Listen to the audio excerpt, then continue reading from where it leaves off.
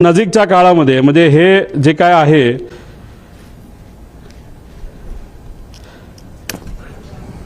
आता हे जे काय झालं ते झालं, ही गोष्ट कदाचित दादांच्या मनामध्ये असावी की कधीही काही होऊ शकतं. त्यामुळे गेल्या काही महिन्यांमध्ये दादा प्लास्टिक बॉटलवरनं दादा अशा बॉटलमध्ये त्या ठिकाणी आले होते. का आले होते, कशामुळे आले होते, ह्याच्यात काय करू शकता येत नाही.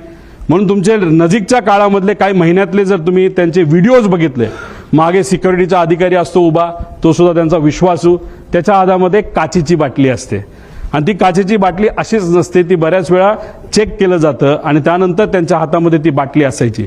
मग दादा प्लॅस्टिक बाटलीवरनं दादा या बाटलीवर का आले असाही प्रश्न पडतो. जेव्हा माझ्या एका मित्राली हेलिकॉप्टर घेतलं होतं, मी दादांना सांगत होतो, दादा माझ्या मित्राला एक हेलिकॉप्टर घेतलंय. म्हणलं चांगला आहे, तो तुझा विश्वासू आहे का? म्हणलं हो आहे.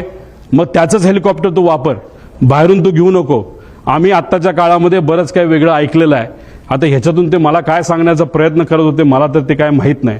दादांनी त्यांच्या काही जवळच्या लोकांना, ज्यांची आर्थिक परिस्थिती बरी आहे, चांगला व्यवसाय आहे, त्यांना सांगितलं होतं की पुढच्या काही महिन्यांमध्ये तुम्हाला विमान घ्यावं लागेल आणि ते विमान तू घे, म्हणजे मला ते वापरता येईल. हे का ते काय बोलत होते, कसं काय, शेवटी आत्ता दादांबरोबर झालेले काय सगळे संभाषण हे तिथं माझ्या ध्यानामध्ये त्या ठिकाणी एका टेपसारखे तिथं पळत आहेत, जात आहेत. त्यामुळे काचेच्या बाटलीपासून पार विमान स्वतःचं त्या ठिकाणी असावं, ह्या सगळ्या गोष्टी त्यांच्या मनामध्ये का होत्या हे आज तरी आपल्या सगळ्यांना त्या ठिकाणी विचारता येणार.